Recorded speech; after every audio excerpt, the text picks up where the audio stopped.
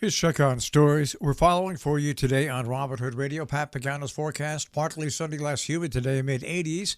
Tomorrow, sunny with a dry breeze, lower 80s. Sunny on Friday, 80. Saturday, sun and clouds in the lower 80s. We'll get the full details on the tri-state forecast coming your way in just a few moments here on Robin Hood Radio.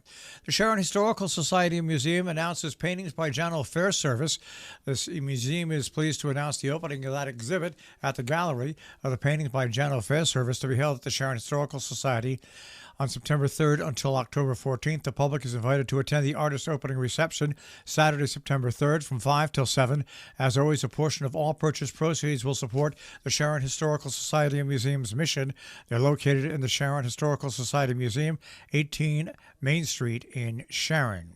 New York property taxes for some seniors could be cut in half. How would it work? Well, retired police officer Charlotte Dallas, who has lived for more than 30 years in her modest two-bedroom home in Tarrytown, this summer contemplated selling her house with the tax bill escalating. But the thinking about that changed when about $35,000 in income shifted in August after learning about changes in the tax law. Those changes would reduce her tax bill from $9,000 to about $2,700. But that only happens if all four taxing jurisdictions that levy taxes on her home agree to raise taxes on the income limit for other New Yorkers. New York's most generous tax breaks, the senior citizen exemption. Disabled New York homeowners have similar exemptions where income limits would go up too. The exemptions cut by 50% the taxable value of the home, with other exemptions like enhanced star or veterans exemptions added to the senior exemption. To receive that full tax cut, she would need to approve of the higher income limits from the town of Greenburgh, village of Tarrytown, Westchester County, and the Tarrytown School District.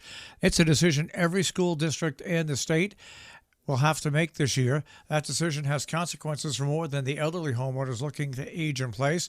Unlike star exemptions, which are backfilled with state money to make school districts whole, the senior citizen tax exemption comes without state funding. That means the tax cut for senior homeowners will be picked up by all of the taxpayers in those jurisdictions. Well, if you've been driving the Newburgh-Beacon Bridge, you know that the construction, the repaving on the one bridge has really created lots of traffic pattern pains. Well, the final overlay or top coating of pavement on the north span was put down during the overnight hours this past weekend, according to the New York State Bridge Authority. Said they completed the work for the span's $95 million redecking project. As far as anything like that is visible to the public, that means traffic patterns are about to return to normal. There's still work going on, but on the underside of the north span, that will not affect traffic. Reminder, Housatonic Valley Regional High School open house will be held Thursday, September 22nd, 6:45 in the Henry Burgess Auditorium.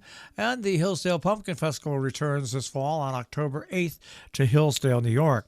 So meetings going on today in and around our tri-state region, and tomorrow in Salisbury, the subcommittee meeting for the Salisbury Affordable Housing Commission will be held today at 6 p.m. On September 3rd in Sharon, the Board of Assessment meets at 9 a.m. In Salisbury, Popeland Design Committee meets tomorrow from 10 a.m.